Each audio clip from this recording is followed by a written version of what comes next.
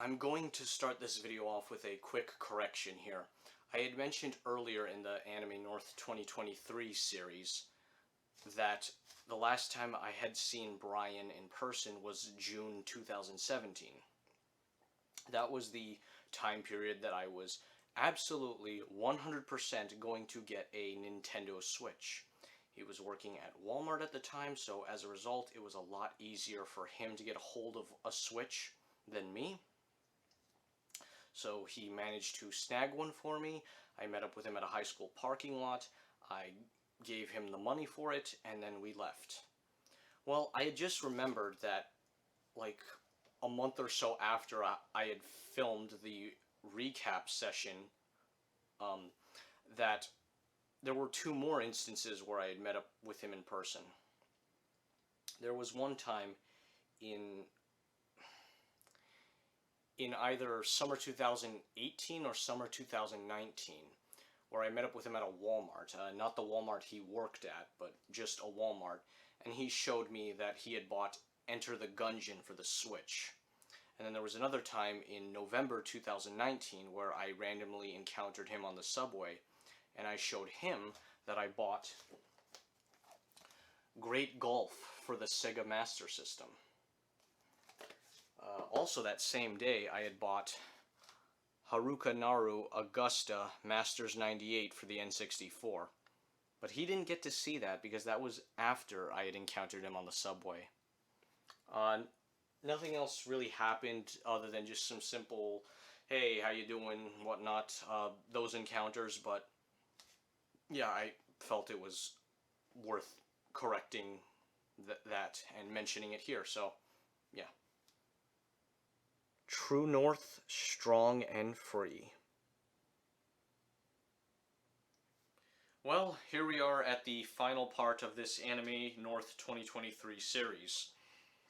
Now, as much as I would like to talk about various things like convention videos, random YouTube memories, or pull out some random games I own and say something about them, whether it's a fun little fact about them or just some memories I have regarding or related to the game or whatever.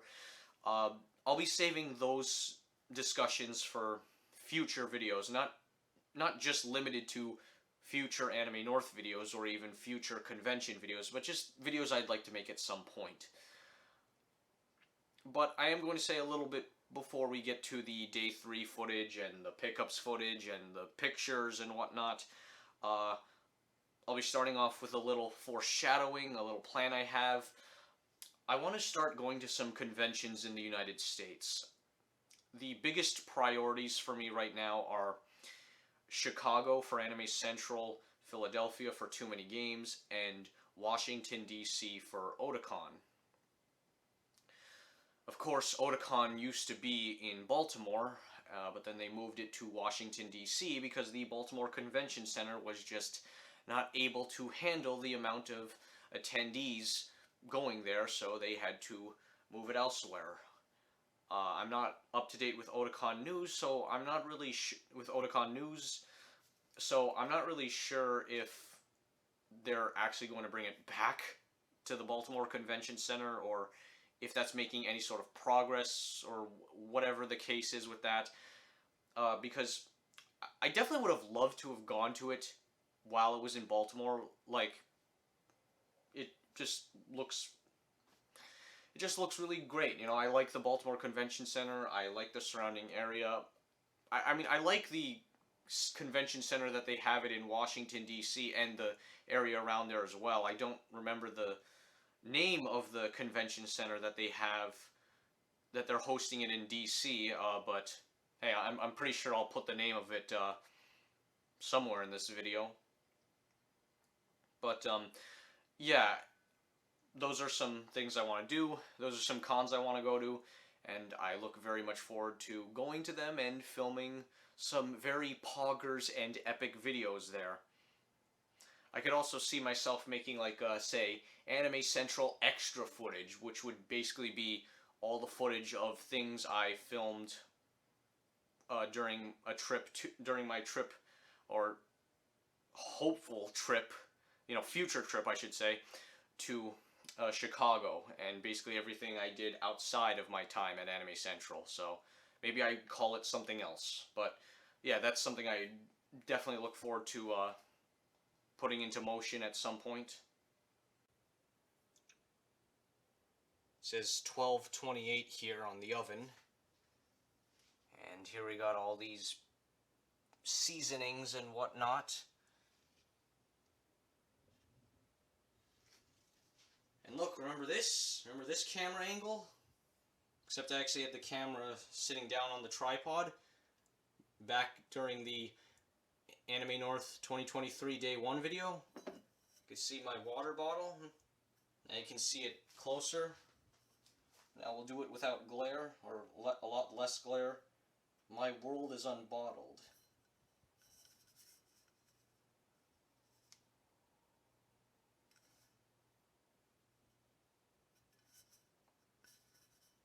Yeah, remember this?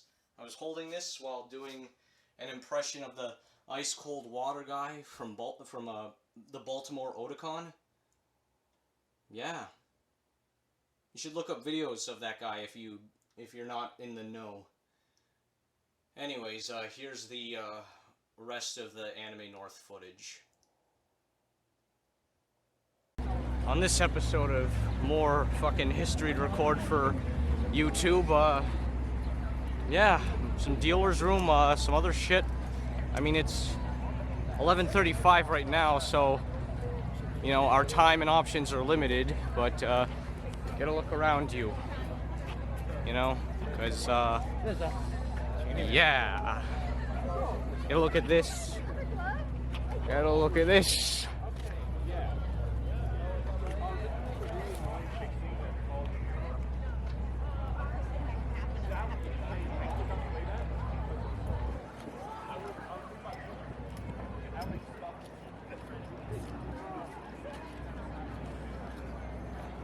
So here's my first purchase of Sunday. It's a boxed copy of J-League Dynamite Soccer 64. Now, I actually already own this game. I bought it in either August or September of 2018, but it was only $20, which is, like way the fuck cheaper than you can get it on eBay. So I can actually sell the duplicate and make all my money back, because the cartridge only I would charge at least, 20, 25 bucks for. So, a good purchase. And you know how much I fucking love boxed games, so yeah.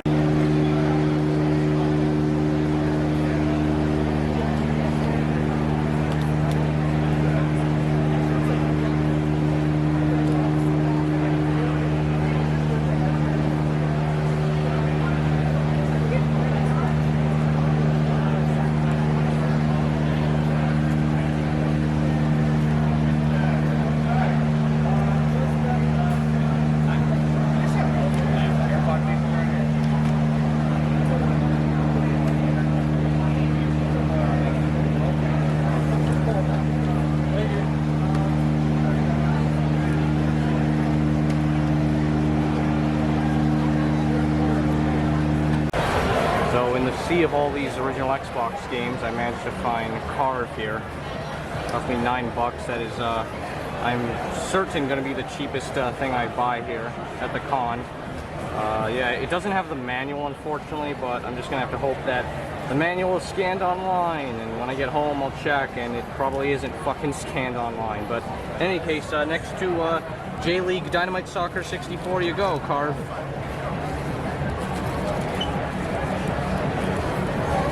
Why am I trying to close this with one hand? So there's an Anime North 2010 video by a YouTuber named Crazy Kitty. I'll spell it out in a Windows Movie Maker title card.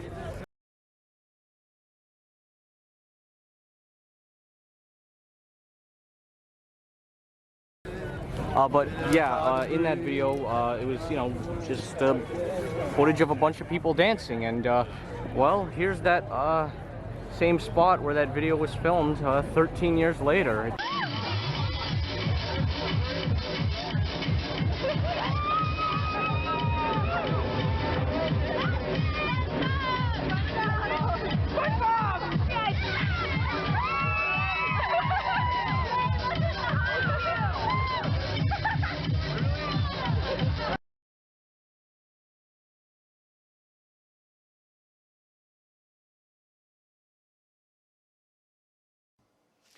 Hi, so I wanted to add real quick that I should have remembered to pronounce the username as Crazy Kitty.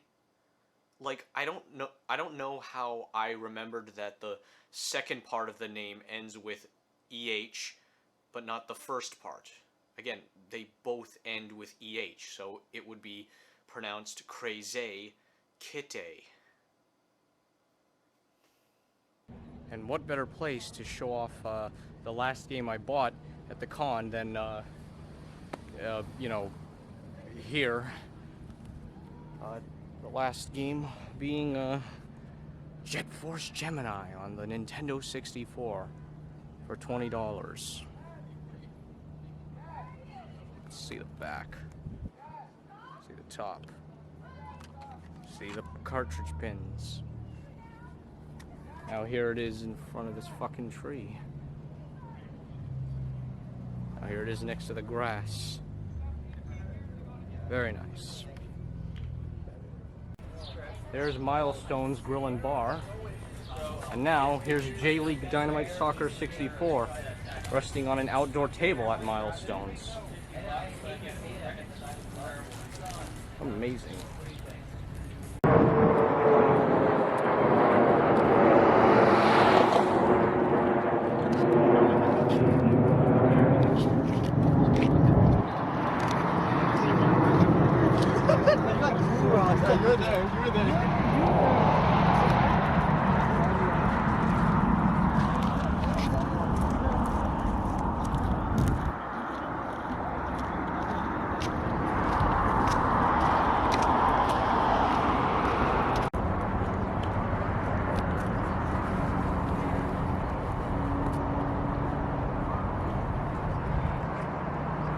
So I'm back here at the Sheraton to play Power Stone 2 for the Dreamcast.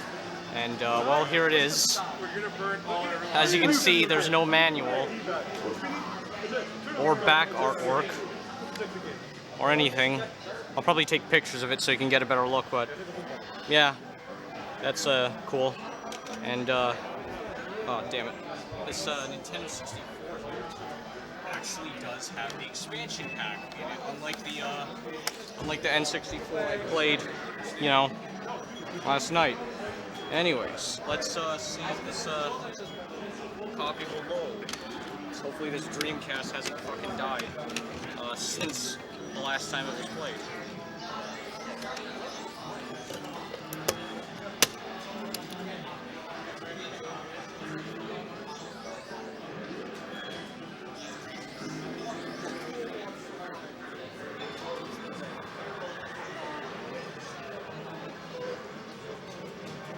Oh, okay.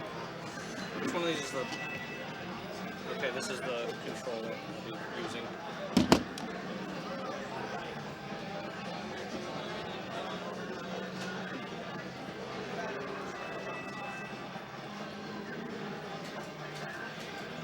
Okay, that's a good sign.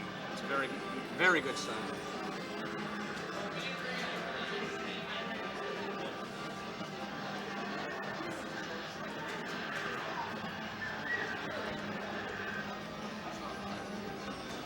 Check out this fucking thing.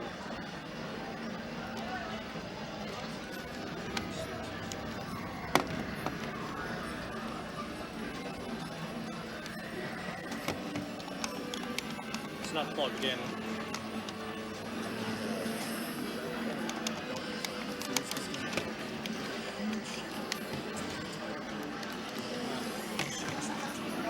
There you have it. The turret here in this stage is very poggers and epic for sure.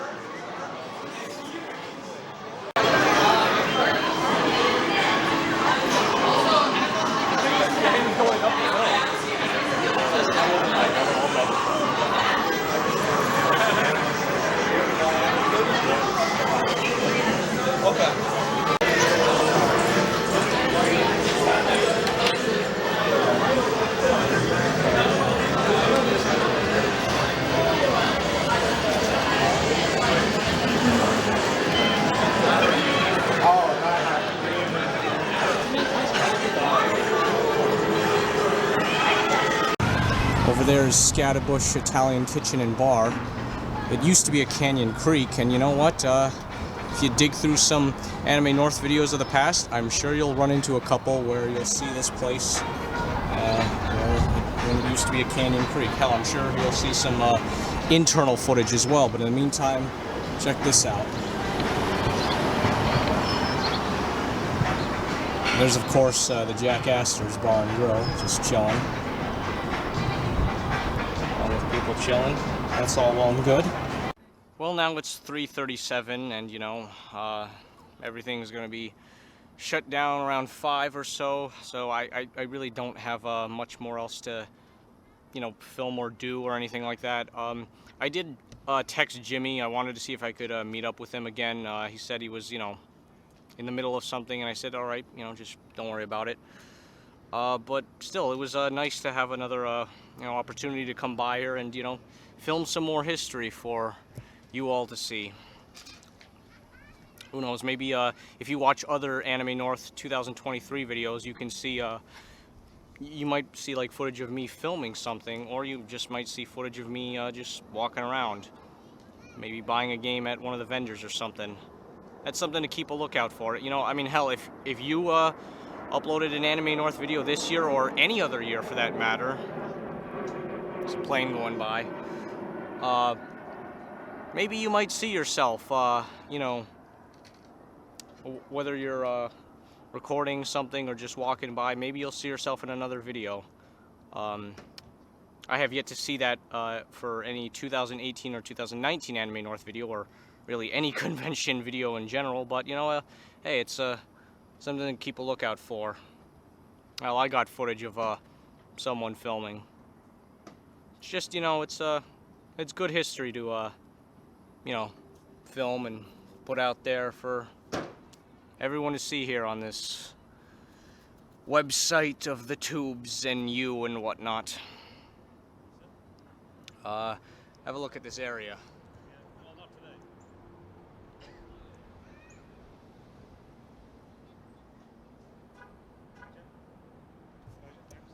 Yeah. More history in the making for you to all enjoy and look back on and whatnot. Hello there. Well, here we are in the same spot as the 2018 and 2019 Anime North videos where I talked about my pickups. But where are they? You'll see in just a minute. But, you know, check this out. We got a fancy new monitor that's way the fuck better. Different keyboard. The white keyboard you saw in the 2018 and 2019 videos is actually in that room over there. Can you see my hand pointing? Yeah, that room there. We also don't have a phone here anymore. In fact, there are no more landline phones in this house. No functional ones, at least. You know, that was disconnected and everything. The printer / scanner that didn't fucking work, by the way, is gone, and now there's a typewriter in this case. But that's not what you're here for. You're here for this, my Famicom disk system, huh? No? What if I pull out the RAM adapter? Oh yes, of course, but we need the other apparatus here, the AV Famicom. Plug it in.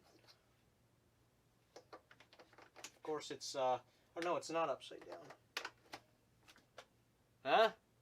No, okay, I know. You want pickups. Alright, let me get them. Now, of course, throughout the duration of this series, or this video I should say, these parts, whatever, I did show them off as I was going on, so it's not really a, you know, surprise to, like, what's here, assuming you've been following this video. But if all you care about are just the pickups, they're right here and now. So I'll try and say something different, something additional, you know, from there. I mean, of course that's going to be easy to do, you know, because, you know, I've had time to think this out. So let's get started. Alright, here's a convention first. This is Magical Torurutu Kun for the Game Gear. This is the first Game Gear game I've ever bought at a con.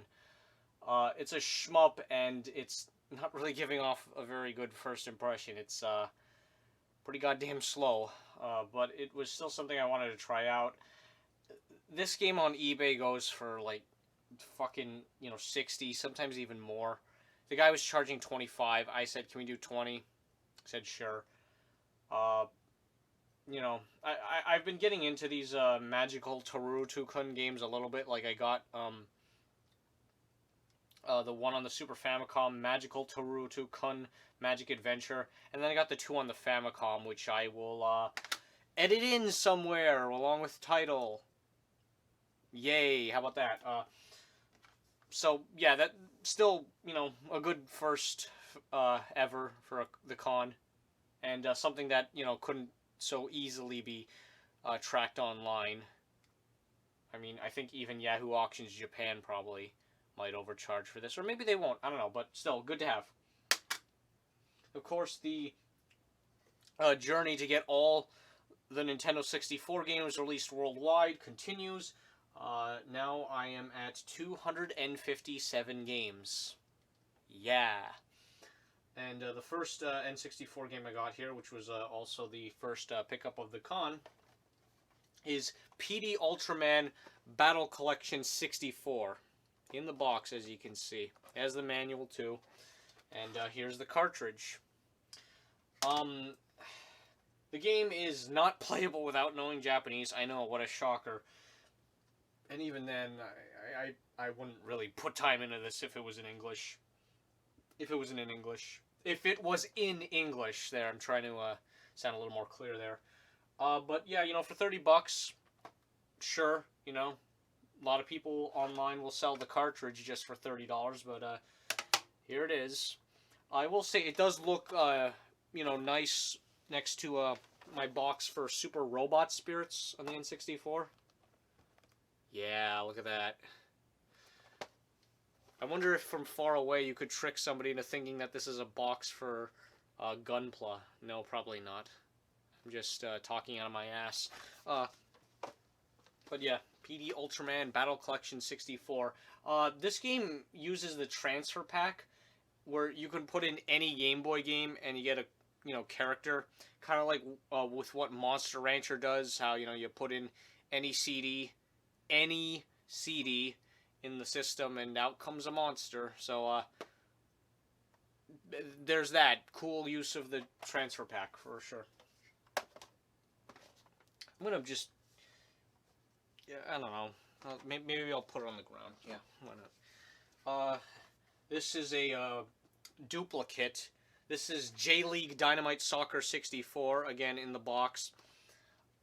This online goes for, especially thanks to shipping and whatnot, can go for up to $60. I got it for 20.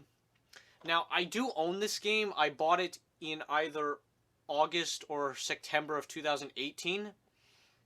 I wish I got it a lot sooner, especially considering, the World Cup and everything. Wouldn't it have been grand to have got it when the World Cup was actually going on. But, I still got it at a pretty cool time, all things considered. Yeah, and here's the cartridge.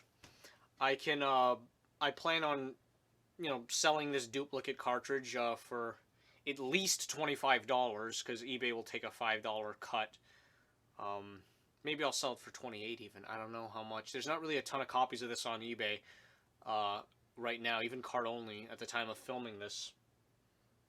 But yeah, that's the plan, and if I do, I'll make my money back. And hey, you know how much I fucking love boxed games. So yeah, that was nice. Another nice example of something that wouldn't be so easily obtained online. I'll just put it there like I normally do, so you can see the remainders of stuff. Yeah. Okay. Then we got Tom and Jerry in Fists of Fury. Yes. It's a fighting game. It's like Power Stone. It's not for players though. And let me tell you, having played Power Stone 2 at the con there, for the first time ever playing any Power Stone, wow. Power Stone is very poggers and epic. As for this game, it seems fine. You know, it's a better arena fighter than on the N64 than fucking the Powerpuff Girls Chemical Extraction. This though did not have a PS1 version, unlike Powerpuff Girls. But you know, very glad to have this. You know, bit of an uncommon game. Wasn't something people were really buying, you know, all those years ago, because that's just how the cookie crumbles. We got Fighting Force 64, the game that almost became Streets of Rage 4 on the Sega Saturn, now has a Nintendo 64 version. It might even be the next Nintendo 64 game I aim to beat. I actually aim to 100% this game of Tom and Jerry, which would be just, you know, beat the single-player campaign with all the characters. As for 100%ing this, I don't remember the details. I'd have to check on my good Twitch buddy, Mr. Radon. He's 100%ing all the Nintendo 64 games. Check him out on Twitch. Or don't, I don't know. But yeah, very glad to have this. Jet Force Gemini. This is not something I ever really looked into at all. Like, you know, what it's about and everything like that. Of course, being a Rare game, it's, you know, a game made by Rareware. You know, it's obviously something very beloved and talked about and known and stuff. I'm really looking forward to seeing what the multiplayer is in like this, though. It was $20. I'm kind of surprised it's not, you know, a little bit more. And, you know what, here's some food for thought. In an alternate timeline, this game got unreleased and later reimagined as a GameCube game, and Dinosaur Planet came to the Nintendo 64 as planned. Did the reimagined version of this become Star Fox in that alternate timeline? I don't fucking know. And then we have Dark Rift. It's a fighting game that runs pretty goddamn fast and smoothly. It's maybe even a little too fast. Yeah, more stuff to fuck around with.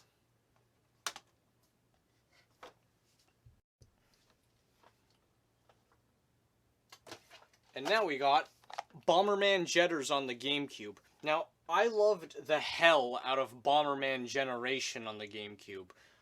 Both the single player and the multiplayer. I think that game is fucking fantastic. So I'm definitely looking forward to trying this one out.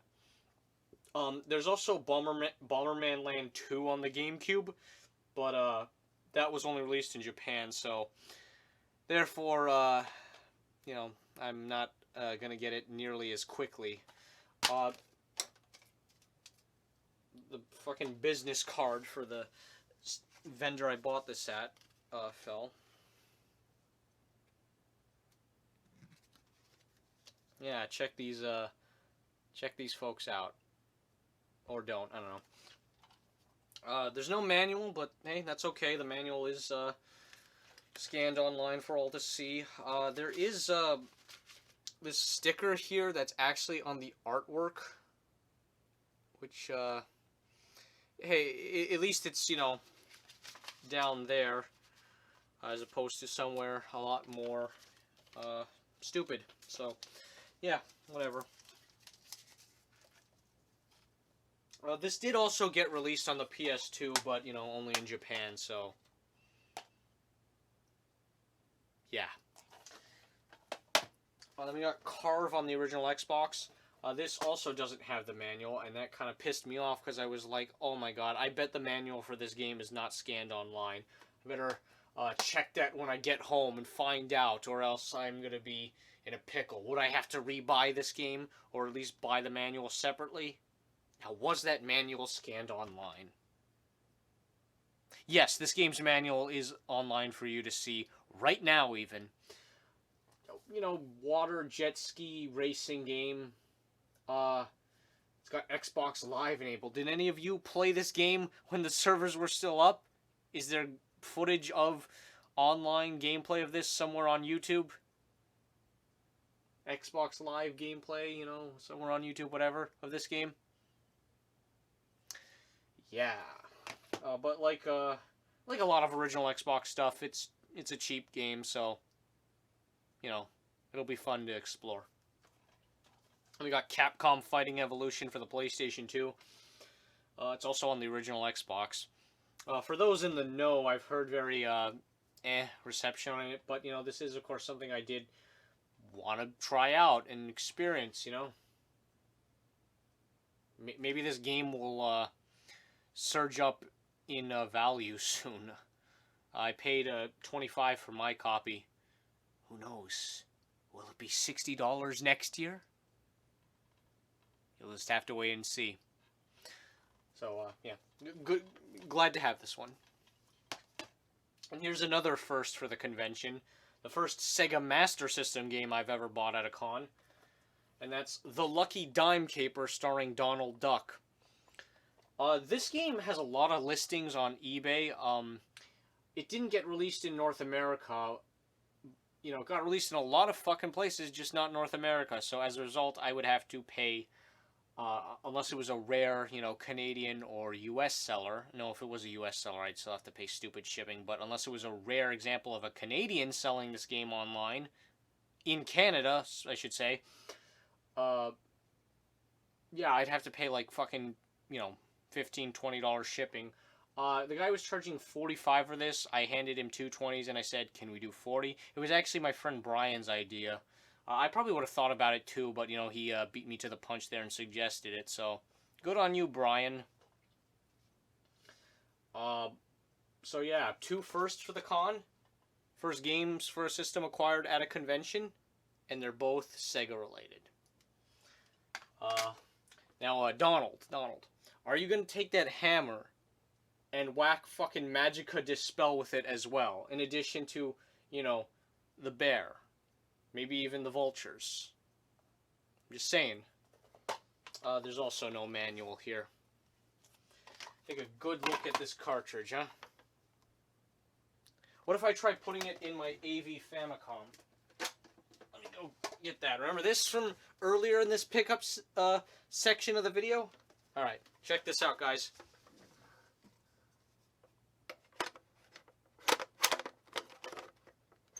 Okay, yeah, let's try the other way. Look at that.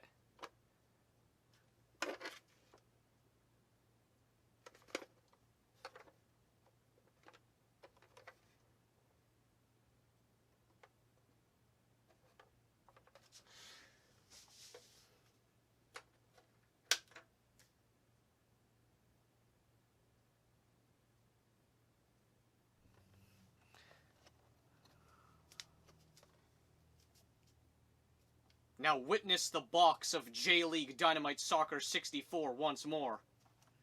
Do-do-do-do-do-do-do-do.